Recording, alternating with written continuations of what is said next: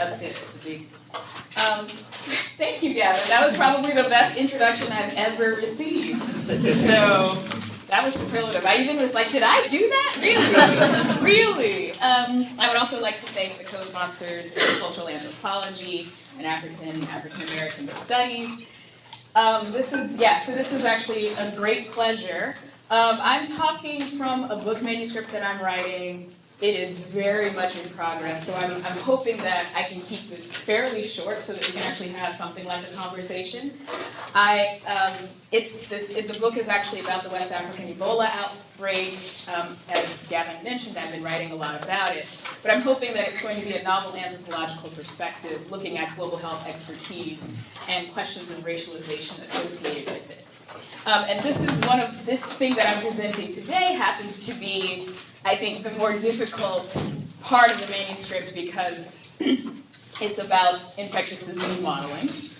I haven't taken math in a long time. I have taken network modeling courses though, and I was actually quite good at math before I decided to be an anthropologist. I also worked in monitoring and evaluation for a few years before deciding to do anthropology. And I had to learn these methods, and I continue to learn them through textbooks, interviewing actual people who do these models every day, years in fact, and by going to these intensive workshops and meetings. So those are my methods for thinking about this question of infectious disease modeling in the midst of an outbreak. Are there any models here? I know there's a health economist. So today I'm going to offer a little bit of background about how I came to this topic in particular, some of my sort of preliminary insights or thoughts on methods and theoretical concerns. And then hopefully with you, I want to discuss potential directions for thinking about this topic and how it fits into a range of practices, including those of racial financial capital, or finance capital. That's kind of a side note. You don't have to talk about that, but I would like to talk about that.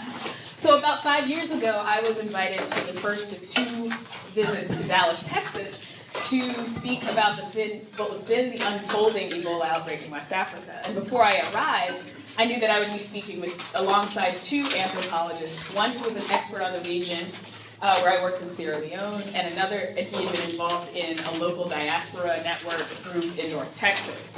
And then another one who'd been given rapid research funding from NSF to examine attitudes and behaviors around the outbreak. So I don't know if you remember this, but there was an actual cluster of Ebola infection in Dallas, right? It was all around this guy named Thomas Eric Duncan, and then the nurses who treated him, Amber Benson and Nina Pham. And so I was looking for a way to kind of deal with that reality, but also complement what was going on with these, with the analyses that these 2 anthropologists were also bringing to the table. So I happened to be teaching this course on HIV and AIDS, where I was teaching with, actually, let me see. These are the pictures of Thomas Duncan, Nina Pham, and Amber Benson. And I had been teaching this article. How many people have read Keywords AIDS Keywords by Jan Zeta Grover?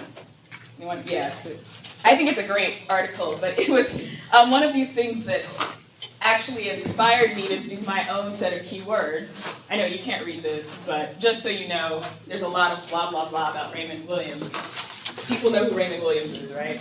He was the Marxist literary scholar who wrote a book called Keywords, and you'll see this throughout different humanities departments in this country. They'll have like keywords every so often in sort of homage to Raymond Williams. So I decided to create my own keywords list, and it was, and this was because, I have to kind of out myself as a person who used to, maybe I still do, wake up every morning and look at my phone, go to Twitter. But this was especially acute in late 2014 because the Ebola outbreak was happening.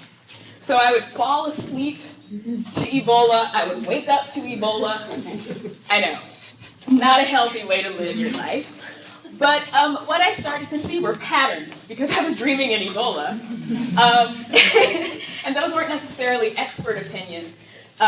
Or not simply expert opinions that I was reading, but those of friends living around the world, and I'm going to spare you all of the tweets that I sifted through as I was going through this. But I think in addition to the patterns and words, I also started to see images that were repeating themselves. Things that were I don't know if, actually, I did not bring the Newsweek chimpanzee picture because I feel like that's overdone, but certainly pictures of the burial teams, pictures of people, actually this is from Congo, this isn't from West Africa. Though the vaccination trials did start in Guinea, and had actually a deep anthropological kind of background to it. And so I was trying to kind of understand what kind of knowledge was being produced about as a result of the emergency involvement in the outbreak. It's probably worth mentioning that the space of humanitarian and public health intervention, was also an experimental space. So it wasn't simply that we knew how to solve the problem, we being the response, and we were delivering care, but this was a space of actual experimentation. So what does that mean? It means that vaccines that were long in development were finally being tested on real people. So these are vaccines that had been in development since the 90s to deal with the biosecurity issues. A range of therapeutic modalities were being delivered and tested on people that were sick and dying. So not just new drugs, but how do you provide intensive supportive care to people who are rapidly losing fluids and having organ failure? And in addition to this, there were political experiments taking place. So what does that look like? We had changes in how Ebola is managed. Ebola operations are actually leveraged. So how do you administer those things? Checkpoints, how do you staff and manage those? Where do you put them up? Like, what are the natural places in Sierra Leone? Anyone who's been to Sierra Leone knows that it's checkpoints that were actually put up during the war. Those were so what does that look like? What does large-scale quarantine look like? What does isolation look like? These are political experiments. Are people going to revolt against what we do as responders? How do you run an emergency operations center? How do you build 911? Or 117 is what the Sierra Leoneans call it. How do you do it? So all of these have implications for what statistical and mathematical model that I want to talk about today, actually how they work, and what is the ethics of experimentation? What are the ethics of modeling these kinds of political experiments that are supposed to be ultimately interventions? So I developed, I don't want to give it all away. So I developed a dozen keywords. It's published in a book that frankly was, I probably shouldn't say this. I was going to say, it's like, published in a book that's too expensive, so if anyone wants a copy, I will send it. I just said it, I don't care. I'm not going to name the publisher, but it's an expensive one. Anyway, it's a longer story, but anyway, amongst those keywords was projection. And I did the thing that we tell students not to do. Don't look it up in the dictionary and say, projection is, according to the Merriam-Webster dictionary, is, and I did it. So projection, it's an estimate or forecast a future situation or a trend based on a study of present ones, the presentation of an image on a surface, especially a movie screen you log onto. Well, yes, they still project movies. What am I talking about? I was like, do they do that anymore? An image projected on a surface, presentation, blah, blah, blah. You can read it. So, and I actually did this in Courier in case people are interested in actually having an equal space font is good for people who have reading disability. I learned this recently and my life has changed. So there are about 8 definitions. But the ones I wanted to focus on today were 3 in particular, and they're in that essay that I was talking about. Actually, there are 4. I meant to change that because I realized the mental image of reality was also one of the things that I want to talk about. But the first one is definitely the one that you're probably most familiar with if you're doing any work in global health and if you're looking at infectious disease modeling, right? It's one of the sort of primary, so what you're trying to do is you're trying to understand patterns of disease transmission, future ones. Like, how do we expect this thing to happen? So anyway, I'd like to think of this in terms of 3 categories of thinking about projection. One is speculative. And what's at stake there is the future-oriented the future-oriented, the future, expressed in mathematical language, and then transformed into a distinct set of possibilities for officials to think about how to allocate resources. What kinds of interventions do I undertake? Where do I set up shop and optimize intervention? I have the psychological dimension, which is also embedded, right? I know, there was a lot of that. But what are the unconscious transfers of one's desires or emotions to other people, but not just other people, other populations, others in general? What do you put on them? What are your expectations, and how do you imagine this particular group of people? So I'm talking specifically about interiority, experience, styles of reason and thought, which is essentially an anthropological perhaps one might also talk about psychiatry or whatever, but these are anthropological concerns. And so I've been thinking about this. What is imaginable or thinkable about the other as a population, which is how some models are constructed, or as for individuals, if you're talking about an agent-based model. I can't believe I did that. Okay. I know, I was in the sort of network modeling hell for a week, and I came out talking about, oh, I overfitted that. That's a joke for the modelers. Every time I say I overfitted that, modelers laugh. Like, you're so funny. And then we have this cartographic piece. And here I'm talking about place-making practices. Practices of representing place and space as they relate to disease dynamics. So you've watched Outbreak and Contagion, or maybe you haven't, but I'm hoping that you've watched a movie that was at least about it. You know how the maps suddenly fill up with disease. That's sort of what I'm talking about. But I'm actually talking about real-world mapping, right? What kinds of cartographic imaginaries are involved in global health? And so questions in this category is, what is the globe of global health? What kind of world is being imagined here? Is it one where people from one place go and help others? Is it one that imagines the globe as a different kind of place? A place where health is better? A place where it's just? What does that look like? What kind of world is constituted in the political practice of mounting and situating your response when the primary goal of certain actors is stopping the disease at its source? And I'm just going to put this here because it was my obsession at the time. So Barack Obama would, in one of his important speeches, he actually used, we know that the best way to protect Americans is going to stop this outbreak at the source. He used at the source like 3 or 4 times in this fairly short speech. And it made me wonder, like, what is the source? Like, what is the actual source? And what does it mean to kind of say, this is the world. The world is essentially putting it over there, keeping it over there, making sure it doesn't escape. And in fact, compartmental models are kind of like that. Does everyone know what those are? Compartmental. I guess I should draw something. I'm like, I should compartmental models. I'm talking a little bit about this. I don't know. You've seen these like SEIR models. Susceptible, what's the rest? I can't remember. Exposed. Infected. Oh my gosh, guys. What's this one? This one always gets me, the R. Because what is it? Is it recovery? Is it removal from a system? I don't know. What is it? We'll just call it removed from the system. What's that?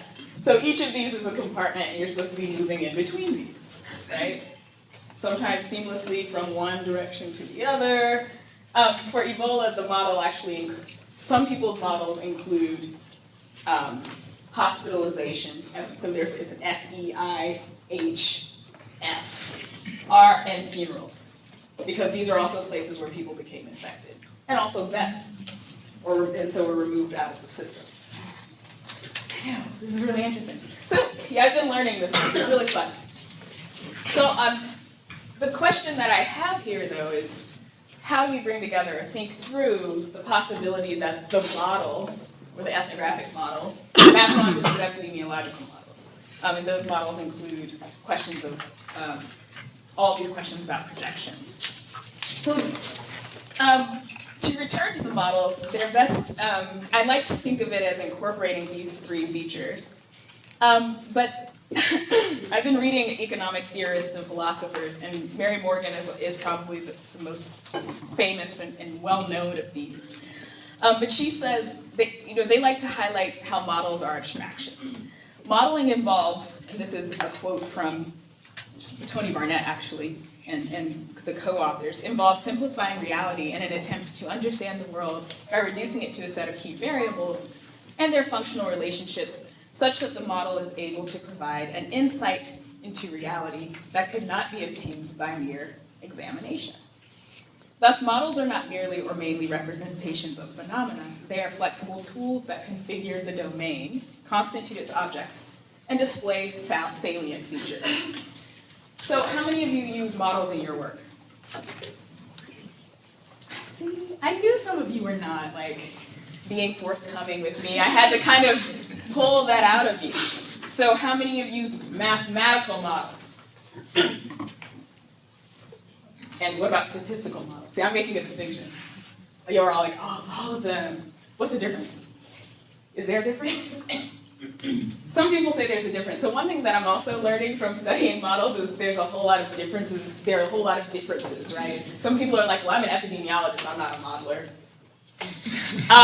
Or I'm a field epidemiologist. Or I actually sat with an actual modeler, and he was like, well, some people don't call it, I do modeling. And he was like, well, yeah, I try to figure out which antibiotics work best in combination with vaccines through a mathematical approach. And I was like, that's modeling. Oh, well, other people don't consider me to be a modeler, because he also has a lab. And so what I'm learning is that the distinctions are actually quite interesting. Like the field epidemiologist isn't considered to be a modeler, even if they're trying to predict something on the basis of the stuff that they're trying to understand. So in other words, even if they have all of the data, all of the case data, all of the for a set of patients who have Ebola, they're considered to be, I'm trying to think how to put this. This would be statistical and mathematical would be with more uncertainty. So uncertainty seems to differentiate the practice and the people from each other. Does that make sense? I feel like, am I describing the alien world of the tribal models of the infectious disease epidemiologist? Anyway, so every time I sat down with people, I actually learned some kind of distinction, some kind of difference that wasn't the same as the one that I learned before. But that's another, maybe you can help me out with that. And I'm trying to actually be fast because I want to talk about this. So the model itself mediates the things that I'm broadly grouping under projection in the sense that the model making is world making as much as it is hypothesizing or operating as a mode of inquiry into a range of possible scenarios and outcomes. Does that make sense? So it's not simply like, this is what it is or whatever, but we're trying to think, you build the world. You actually build the world. You are not just using the world to stand in for something else. And so this directs the attention to many ways that model construction is itself a socio-political and historically contingent process, depending on a range of factors, which includes the kind of data available, what the sharing arrangements for those data are, and the power amongst those different power sharers, or how people in a power hierarchy. Can you think of what I'm talking about when I talk about this? For example, actually I wish I had this chart. There was a meta-review of all the models done for Ebola, and what was really interesting about it was, it was done by Chrétien et al., and what was really interesting about it is he had a column for this meta-analysis that said, was this based on full patient data? And there were only 2 groups out of the 66 that had access to actual clinical data. Everyone else was using WHO aggregated reports. What does that tell you? Anyone want to tell me what that tells you? Does anyone know what that means? Do you want to know who those 2 groups were that had access to the clinical data? No. Yes? The WHO was one of them. The CDC, I think, was one of them. And I believe they didn't have, actually Imperial College was the other. How does Imperial College get access to the clinical data?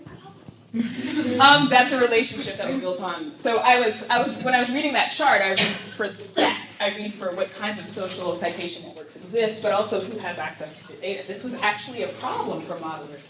Some of them actually love having the challenge of using aggregate data and being able to make really nice, what they call novel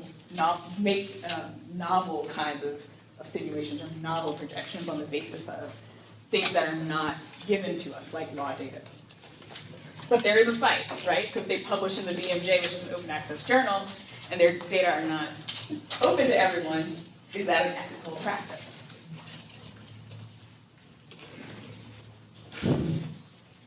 Does it matter who owns the data? I think it does.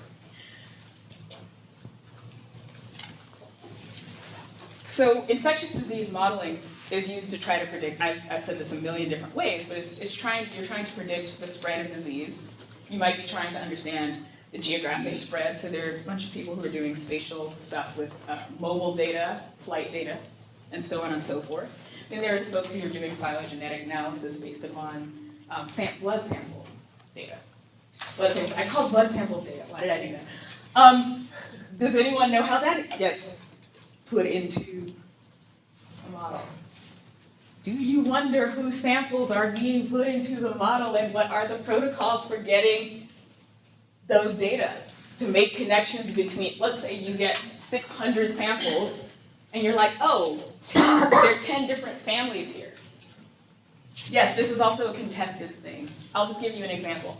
16 labs, well, there's 16 districts in Sierra Leone, I think, now. There were 16 labs, so a lab in each district, each one run by 4 or 5 countries and different academic centers. How many samples do you think stayed in the country at the end of the outbreak? Very small amount. We can talk about that too. So anyway, I just wanted to actually end, because I do want to have a conversation, as I said before, about one model in particular that was actually quite influential. And I wish I had a picture. I meant to put it in, but I just, that was the CDC model that was released on the 23rd of September in 2014. So the actual publication happened at the end of the week when the MMWR comes out. But the one that the press got, so this was actually reported on AP, Reuters. Does anyone remember this? Does anyone? I want somebody to tell me. Okay, no, I guess not. That's what I'm here for, right? You're like, that's what you're here for. So the news was by December, by Christmas is actually what they said, by Christmas, by January 1st, there would be between 550,000 cases and 1.4 million cases of Ebola in West Africa. Does that refresh your memory?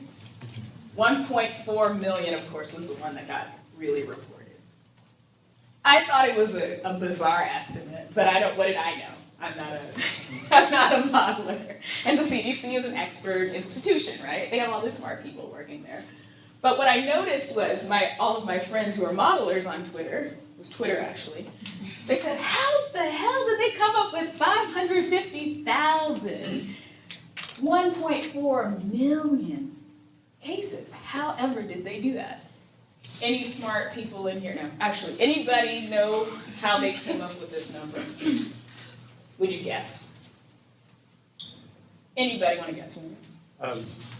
The wider the range, the better the confidence is. I mean, that's good. So actually, let's do a little step back. So I've been staring at this thing for weeks, which is why I probably should have put the formula up so that you could puzzle with me about this.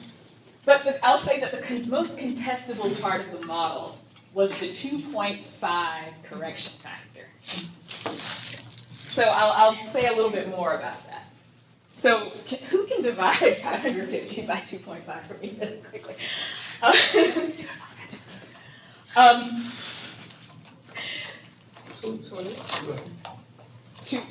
So that would be the lower estimate. That's actually still too high, which is interesting to me, or divided by 2. I can't do the math in my head. Obviously, I'm not as fast as I used to be. But you said it's 2. You said 550. 550 divided by 2.5. 220. 220, yeah, so you got it. That's still kind of high, isn't it? So anyway, I'll tell you how they got that number. They were trying to account for underreporting. So the fact of the matter is they knew that they were underestimating the number of people who had Ebola. They just didn't know by how much. That was actually an uncertainty they could have modeled for, but instead they just assumed.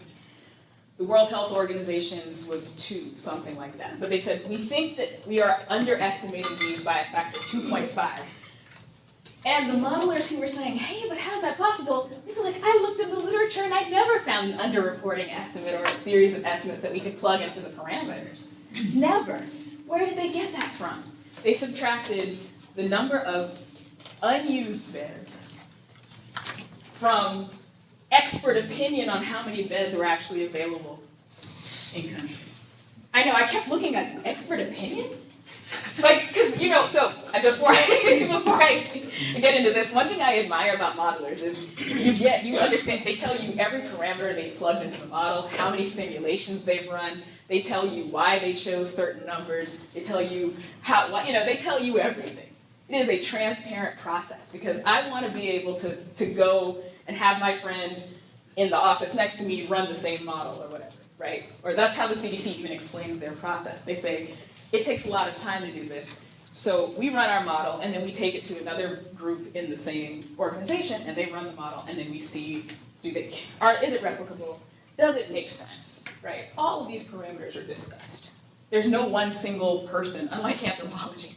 Modelers actually sit together and work and think through the process. They draw something like this, and then they go, oh, we need to account for underreporting. We need to account for the fact that some people are going to die at funerals. We are going to account for the fact that a hospital is a place where transmission happens, so on and so forth. But this 2.5 was actually the source of conflict. It wasn't simply the source of conflict because it didn't make sense, but because it meant that the data that would normally have informed that didn't exist, despite the fact that there had been multiple Ebola outbreaks in the past. And that was the thing that really struck me as I was doing this research was, well, what did the people who dealt with Uganda's last outbreak say? What did the people who dealt with 4 outbreaks in the Democratic Republic of Congo say about this? Where are all of the papers that are supposed to help me figure out? I think there are probably more papers on Ebola in that 2014 to 2017 period than there had been previously. Only one paper showed that there had even possibly been Ebola in the region before. Except that there was one in 2014 written by people who actually all succumbed to the outbreak, 2014. So, anyway, these estimates also presumed that nothing was being done. And it says that in the model. If nothing is done, nothing is already being done, but when more nothing is done, this is what this piece is going to look like. The curve is the curve actually is, and then the corrected curve is like this. Corrected for underreporting. Corrected for underreporting is here. And then they had different points of intervention. So what if we intervene in September? What if we intervene in October? They do these models every 2 to 4 weeks. What happens if we do that? But the presumption that nothing is happening is a presumption that actually makes no sense. Right? Because anyone who was watching knew that the national governments were doing something. Those things, but we don't know what the impact was. We know that there were women putting on plastic bags and covering their hands and caring for their families. We knew that there were people in in Rhode Island, calling family in Liberia, funded by the Department of Health in Rhode Island, saying, hey, stay away from that ETU and go to that ETU, or make sure that you are not touching each other. Make sure that if you are, do this. There were women in Freetown going door to door with bleach and buckets. Well before the US built, a lot of beds that nobody ended up using. So how does that, how do you really come to acknowledge or address the nothing? What is the nothing How can you imagine nothing? And what can you do about nothing? I know, it sounds crazy. What am I saying? So, anyway, one thing that I noticed as I started to, so actually last week, 2 weeks ago, I was in New Orleans during a 4S, the Social Studies for Science conference. And an MD PhD who's been interviewing modelers said, what is up with that CDC model? This is last week. What was up with that? Every modeler that I interviewed said it was a bad model. And I was like, that's really weird, because I think it seems like as good as any other model. So if the WHO had something similar, most of the models had, but I found it really fascinating that it was bad. And so she actually didn't know why, because she never asked, she never followed up. So that's a good, it'd be a good question to ask. But one thing that I was interested in knowing, I'm actually trying to think of how to put this. Besides what made it a bad model. She said, was it because it was politically useful? So what happened after this happened? So this was September 23rd. Does everyone remember what happened after? In fact, I had President Obama giving a speech 2 weeks after that estimate. Actually, a week after that estimate. Does anyone remember what happened? What did Obama do? Yes. Sent the military? He sent the military. How many troops? 3,000. 3,000 to do what? It's okay, you actually don't have to know that. but ultimately, it did generate something. This was actually, so the question becomes not that it's obviously bad. Every model is wrong, right? Isn't that true? Don't you learn that? Isn't that like the first thing you learn in your modeling class, if you have taken one, but also based upon the people that you know? Every model is wrong. This actually came up in 2 presentations during this conference that I was at. Every model is wrong, but some models are useful. What was this useful for? It was useful for bringing about resources for what had been an under-resourced response. Were they the right resources? I can't tell you. I don't know if we know. I actually don't know if we know. People who worked in Liberia say the Liberian government got on board and did what they had to do. The Liberian people got on board, and that's what turned the tide. But I'm not sure that that's what the retrospective on this shows, because I think what happened too is that everyone kind of got on board and did whatever it was that they felt that they could do. They threw everything but the kitchen sink at it. But maybe we can talk about what that actually looks like. I'm sure there's somebody in this room who knows exactly what happened, or at least can tell a piece of that story. So I'm actually going to end here. Actually, no, I want to say one more thing about Obama. In his final State of the Union address, he said, I hope I have written this down, because yes, January 2016, his final State of the Union address, because this also was responded to on Twitter. He said, he said that the US Ebola response was a success. He said, there is a smarter approach. A patient and disciplined strategy uses every element of our national power. It says America will always act alone if necessary to protect our people and allies, but on issues of global concern, we will mobilize the world to work with us and make sure other countries pull their own weight. That's how we stop the spread of Ebola in West Africa. Applause.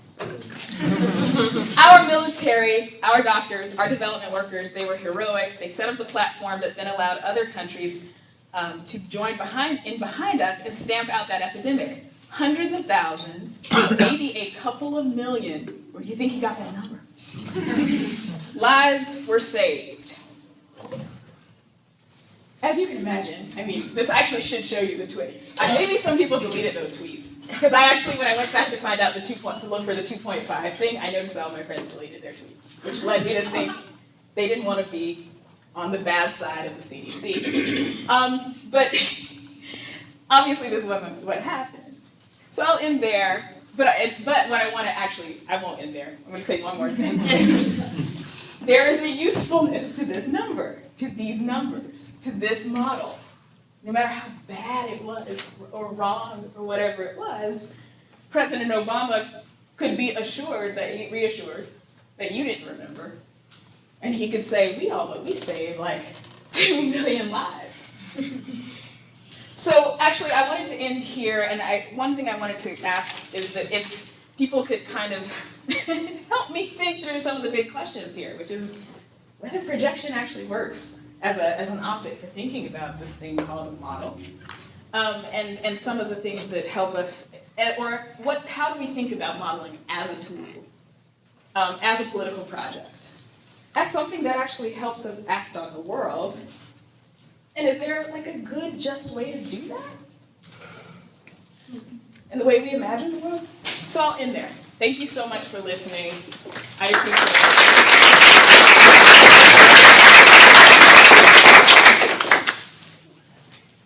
it. We've got some time for questions. I'm going to open it up.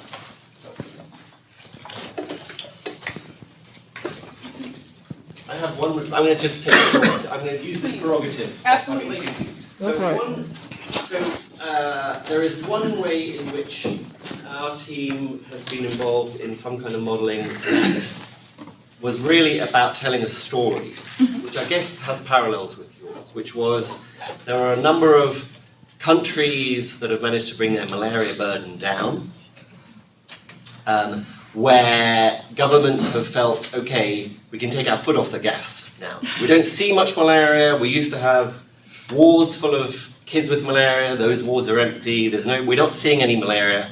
Let's stop investing. However, there was still malaria. It was still endemic and it was still being transmitted.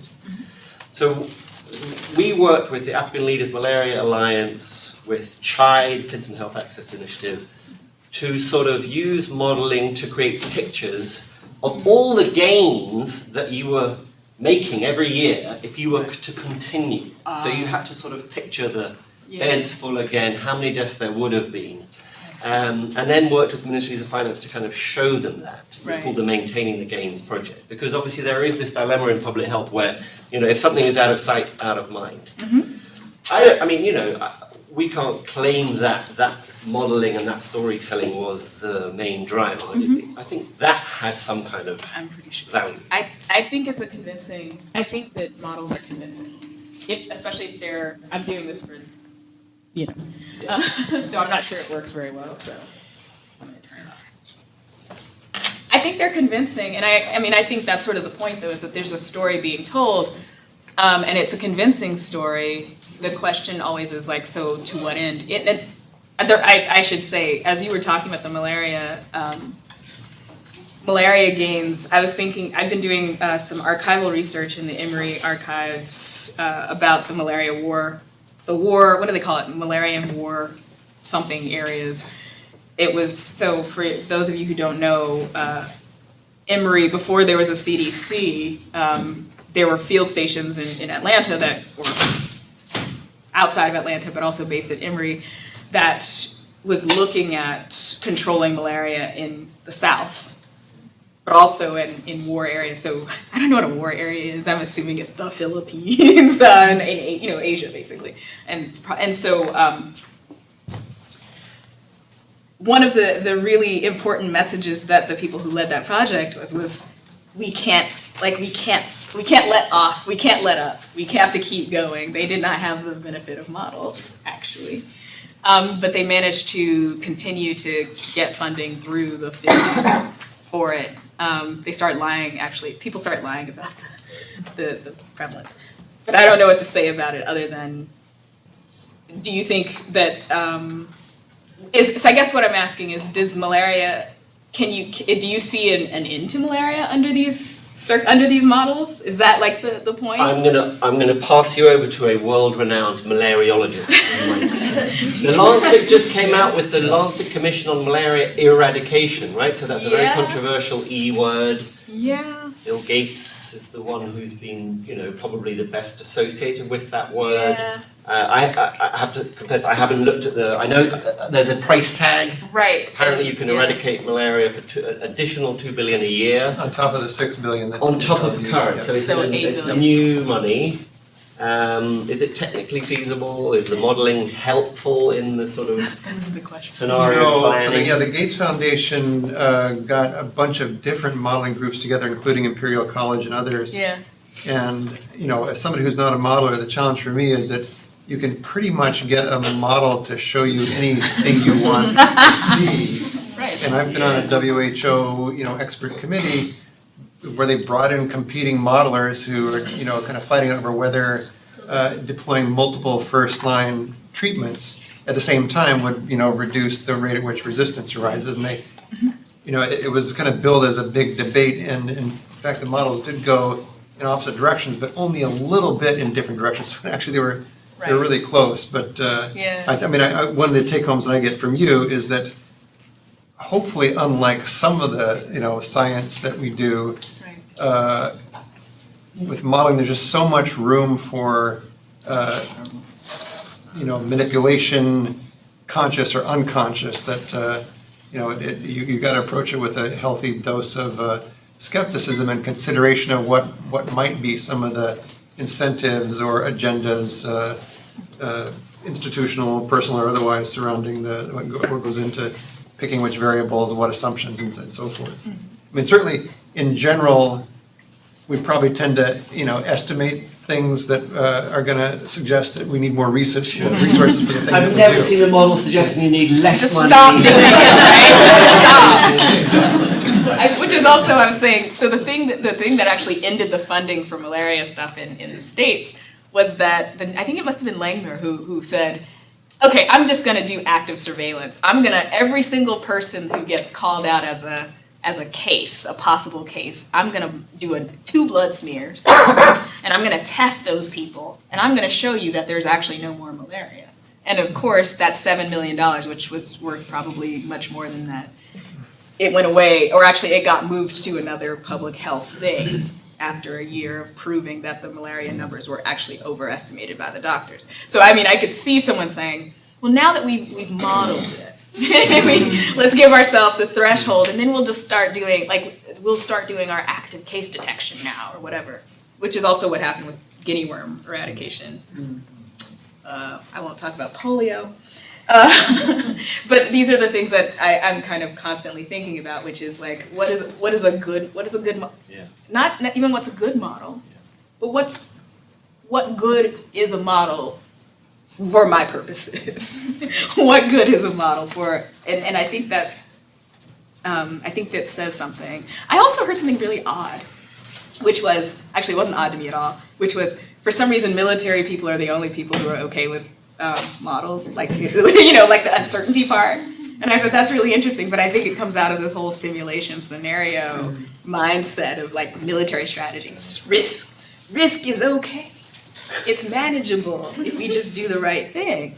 So I'm just really quite taken by this thing, and mostly I start it with the conflict, which is essentially my methodology. When are people getting mad at each other and fighting, and that debate amongst, so I think I was at an elimination meeting at the Royal Society of Tropical Medicine like 3 or 4 years ago maybe, and they were talking about this malaria thing. I can't remember who the people on stage were, but I took so many notes because they were really convinced that they were going to eliminate / eradicate malaria through therapeutics. So that was definitely on the table, and I'm curious now. I'm hearing what you're saying. I can see what happened there. So, Karen. Thanks, Adia. So I just want to ask you to extend your analysis a little bit further to the thinking about models. What good are they? Are they good? And what are they useful for? But how do they actually change behavior or the distribution of resources and policy? And not just in the moment, but later. And I can say that the 2018 Ebola outbreak in the DRC and the WHO's reluctance to call it a public health emergency of international concern 4 times was based on the feeling that they got burned with the modeling that was going on in West Africa early on. So even 4 years later, you can see the impact of that model. Was it good? Was it right? Was it wrong? Did it leverage for Obama these resources? But then there's this fallout years later that had real impact on the WHO making that move. How would you, how would that fit into some of the questions that you're asking about the impact beyond just that one? The modeling is specific to an event, to a historical horizon, to a Right. geographical area, Right. and yet it has this long-lasting impact years later. That's a great question. Though I would actually argue that there's something else going on with the delay in the Congo case, and I believe it has something to do with WHO's politics. Yes, absolutely. It has to do with a lot. Right, and also it has a lot to do with sovereignty questions. So some of the ones that arise out of data, that arise out of who gets the samples, all of those things. So it's and where it's happening. So it's not it's not in places. It's in the East. It's in this place that's sort of fundamentally broken, and all of these other things, which is the narrative being told. I was surprised that they actually declared it this time, but I feel like the pressure was just on. Yeah. What is it mobilized? I don't know. So but I think that's a great question for the ripple effect down, the sort of downstream effects. Yeah. The second part of this chapter, or maybe it's another chapter, is actually about the use of these growth models for the Ebola bond. Because that West Africa actually served as the model in metaphorical terms for this Ebola bond, but it also serves the model, there's an actual model, risk model, that helps them to decide on how the financial instrument is devised. So do people know what this Ebola bond is?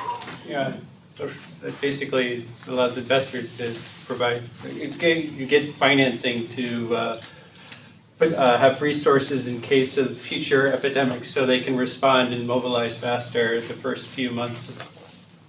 We'll even call it a pandemic because it actually has to, so the conditions, the parameters, I'll even call them the parameters. So yes, but I'm going to call it pandemic because there's World Bank and some reinsurance firms got Japan and Germany to invest, to put money into a cash window. And then there was which is something like, I still don't know what the cash window is, I'll be honest. It's something like 50 million. It has changed. Is it 50 million? Yeah, and that's paid out before. I mean, that Right. has happened. That and has that's paid out quite 3 times. a bit less controversial, Because it's just I think. an application. Yeah. You put in an application and then a couple days, once it's approved, the money is released and dispersed to the country to handle the outbreak. But the bond part is an investment piece, and it's something like, the numbers also vary, but 400 million was, I think, the last one that I heard.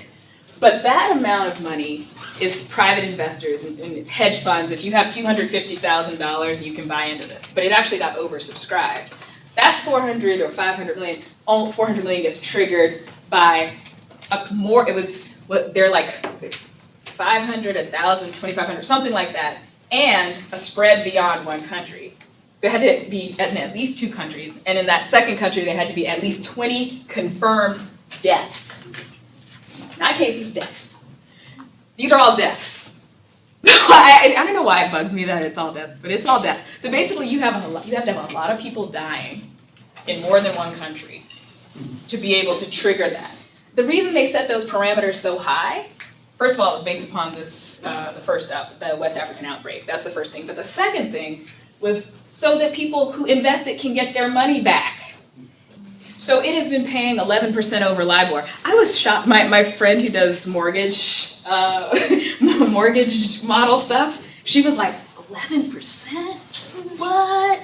If I had $250,000, I'd be speculating on people's deaths too. No, that's not what she said. But that's essentially what this is. And yeah, it was set up to deal with the lag in financing that happened in this other outbreak. So it served as a model in 2 different ways.